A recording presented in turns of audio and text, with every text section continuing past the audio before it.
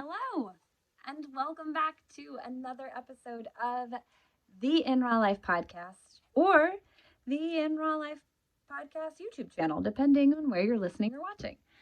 I am Sierra, and I am here to bring you a boost episode today because every now and then we like to throw a short mini episode just to give you a boost of energy, a boost of encouragement, whatever it is that you need to get you through your week. And this week, especially, we are kind of coming up real close to Christmas. I mean, we are a week away from Christmas Eve. So if you haven't already gone Christmas shopping, get out there. You need it. But things are hectic and crazy right now. I mean, this year alone, things are hectic and crazy. And my cat is eating metal pieces. Of all the times, cat, what?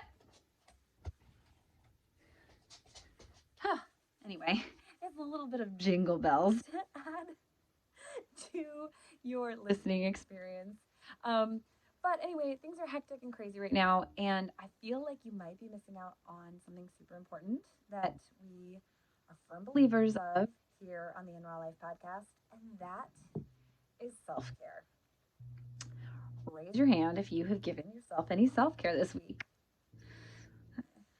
I am not. I don't think I'm raising my hand. Well, that's okay, because I'm here to tell you all about why it's important. Very hypocritically so. No, I'm just kidding. I definitely have been giving myself some health care, self care. I gave myself a big old nap yesterday. It was so well needed. Sometimes that can be a perfect form of self care. Just giving yourself a break in the middle of the day. Sometimes it means like pausing just to scroll on Instagram because you want to do something mindless. Sometimes it could be putting Instagram down because it's been very discouraging. But anyway, before I get too much further into it, I just want to ask you a question.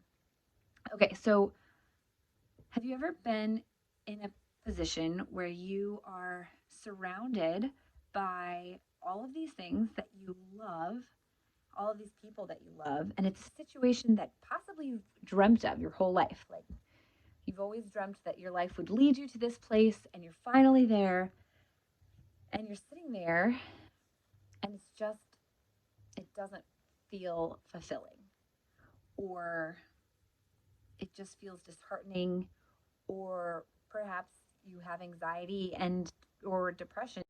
Okay. I don't know what happened. Technical difficulties. Anyway, so you're in this moment that you feel like you should totally be enjoying, but you're not enjoying it.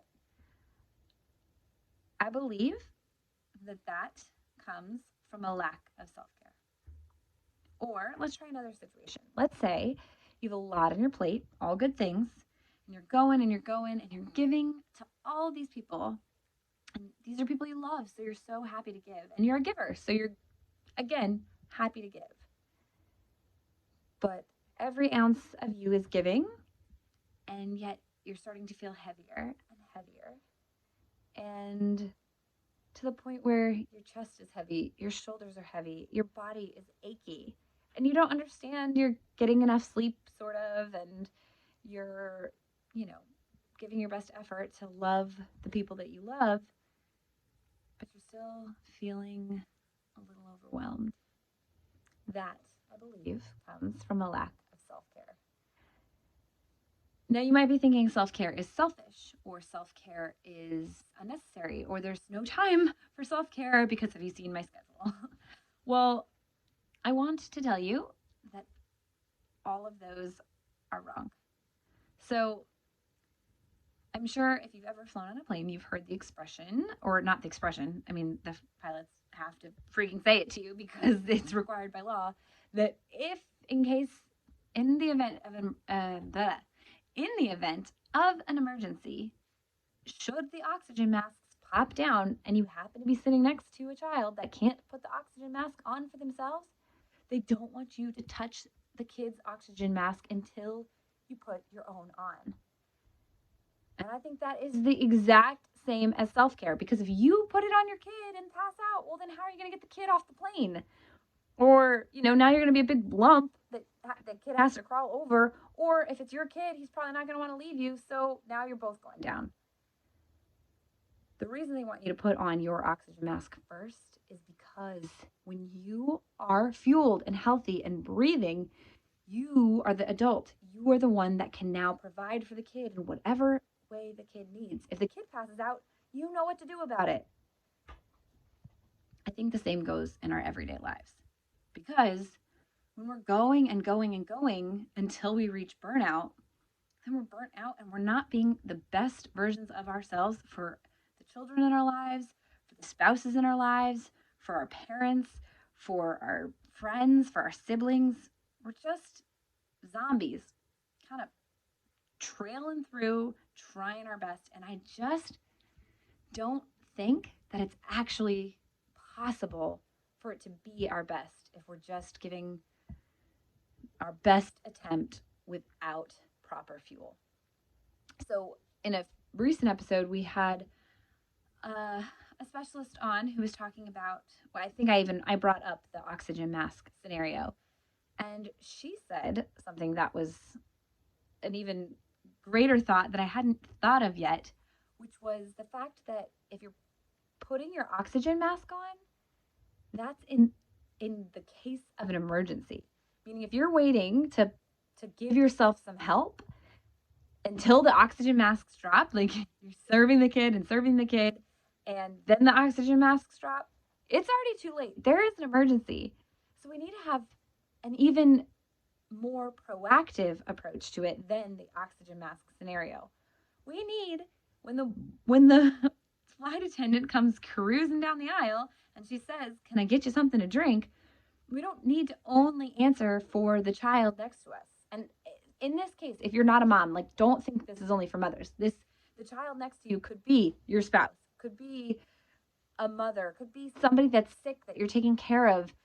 It could be work. You know, there's so many times that we're like, "Oh, I'm so sorry, work. What do you need? What can I help you with? How can I serve you? Would you like a cocktail? Would you like a drink? Do you want some milk?" And then we spend so much time asking work when work could have just asked for it their own darn selves, that by the time work asks for it, the flight attendant assumes that you had plenty of time and she's moved on, and now you have nothing to drink on the plane. And you're thirsty. My girl, you're thirsty. Order a drink. And make it stiff. No, but seriously, I think it is so important. So important that you think about yourself now and then. It is not selfish. It is absolutely not selfish. And if you start to think that self-care is selfish, think about the oxygen mask. If you do not give yourself something, some sort of break, some sort of reprieve, you're going to be a lump in the middle of the aisle that people have to climb over to save themselves. So don't be that lump. So going back to the analogies I said earlier, where you're around all of these things that you love and you're either feeling anxious or depleted or heavy or sore, I don't think that we have to live life through that. I mean, when we were kids, think about like your 14-year-old self. What a big dreamer you were, right? Like all of the dreams you had of maybe having a family or a loving spouse or a perfect job, whatever it was, right? And you were dreaming about it and you were so excited for it. And then reality hit and you got that amazing spouse and those loving kids and that dream job. But the spouse doesn't always agree with you, and the kids definitely don't always agree with you and love to throw screaming fits when they don't. And that dream job is a dream, but your boss is a bit of a hard ass and doesn't make it enjoyable all the time. Those moments can be better tolerated with self-care. It doesn't mean they're not going to exist. Those difficult moments are inevitable. They are unavoidable. But with a little bit of self-care, it gives you the power to persevere from a stronger standpoint through those difficult moments. It empowers you. It emboldens you. It invigorates you because, hey, yeah, this moment sucks, but that moment yesterday when I was, doing that thing that I freaking absolutely love, I'm still energized from that. And when I get home today, I'm going to do that again. And that could mean whatever it means to you. That could mean working out. It could mean going for a walk outside. Sometimes that's what I need. I just need to get out of the four walls and get some fresh air on my face for 15 minutes, sometimes even 10, even 5 minutes. If that's all you've got, take it. Start small, but take it. What is 5 minutes out of your 24 hours?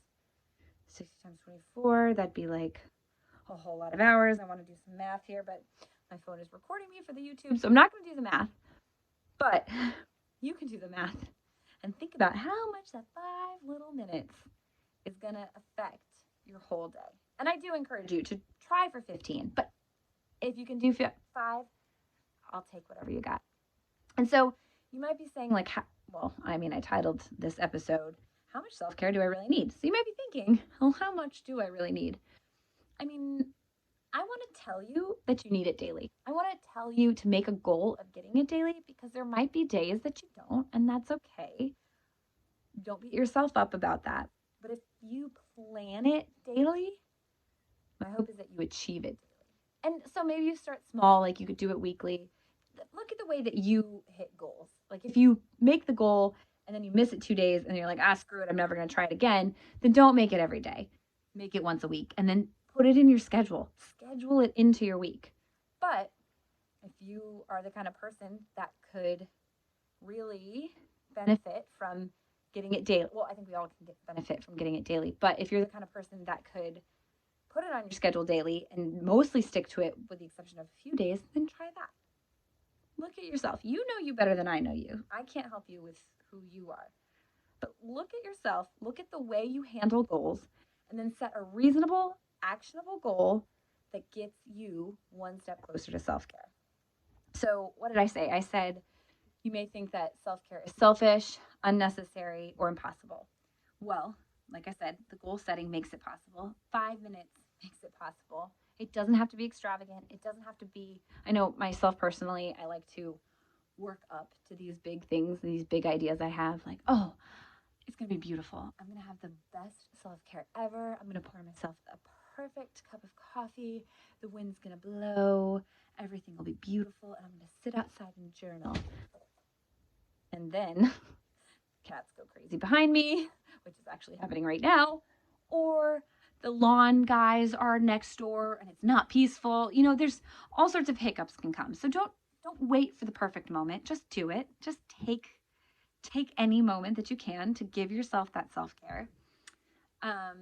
That's what makes it possible. Oh, and not necessary. So that's what I want to come back to. In the beginning, we talked about how self-care can weigh you down or how it can make you feel, or a lack of self-care can weigh you down or make you feel depleted. And if you feel like it's not something to prioritize in your life, I want to now give you a new vision. Let's say you're back in that same place, right? Same amazing people that surround you, same, whatever you're in. Let's put you in a beautiful setting, your ideal situation, and your ideal people, doing something you absolutely love. And this time, instead of feeling depleted or instead of feeling overwhelmed or anxious or over it, and instead of then going through your head thinking, oh my gosh, why am I not enjoying this? Oh my gosh, I dreamt of this my whole life. Why do I not appreciate this? Those thoughts don't exist. Instead, they're filled with the thoughts of, wow, I had no idea this was possible. Wow, this is incredible. This is better than I dreamt it could be. Look at my life. If I pause right here, right now, I can look around the room. I can look around this moment. Maybe it's not exactly how I pictured it, but it is exactly what I need right now. And I love it. The weird things, I'm going to learn from that. The hard things, I'm going to grow from that. But there's a lot of beautiful, really, really awesome, good things. And I can soak that in. I'm not thinking 10 steps ahead to what I need to do or 7 steps back regretting what I've already done. I'm right here in this present moment, loving these people that are right in front of me. That is how you're supposed to live life. That is what good self-care can bring to you. So if you still feel like you absolutely want self-care, but you're not 100% sure how you can schedule it into your day, I want to give you a little hope because Jessica and I have something coming up. I'm going to give you a little bit more than you've ever heard yet, but it's like you might have heard of Schedule Smart and Journey to Presence so far if you've been listening to previous episodes. We have something coming up that's going to combine Schedule Smart and Journey to Presence in a way that makes sure that you absolutely have time in your day for self-care and you don't miss out on anything else. It sounds impossible. It seems like, how is that? Like, I know you live your life and you're like, where are these extra hours going to come from? They're going to come. Jessica is going to finagle your schedule to give you those extra hours. And together, her and I are going to work to empower you to be able to take that self-care, to be able to find what you actually love when you have that time for self-care, and to be able to let the rest of it go so you can really enjoy that moment. And then, because of that, enjoy all the future moments to come because of how alive you feel from fueling yourself. So that's all I'm going to give you right now. Stay tuned because more is to come on that. But I just want to thank you so much for joining us and for continuing to come back for some encouragement from our podcast, our meager, small little podcast that is ever growing. Seriously, we can't do it without you. So thank you so incredibly much. Please feel free to share the podcast. Share it with any of your friends and family. We absolutely love and appreciate that. You can now share us on YouTube. So go ahead and do that as well. And, oh, wait. Oh, no, you can't share us on YouTube. Well, shoot, this one's supposed to come next. We haven't started the YouTube channel yet. I've been telling you that this whole time, and I didn't even think about it. Well, you'll have to see this one on YouTube after the new year. We'll be on YouTube after the new year. So sorry. I've recorded out of order.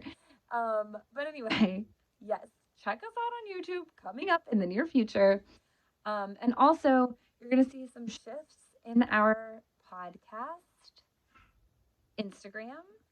So be on the lookout for that. Currently, we are the In Raw Life podcast, but very soon it's going to be inrawlife.co. So if you're watching, share this.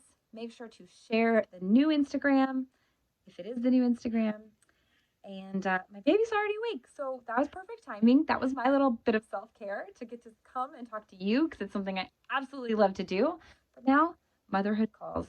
So I love each and every one of you. I can't wait to talk to you again next time. But have a great day and give yourself some self-care, please.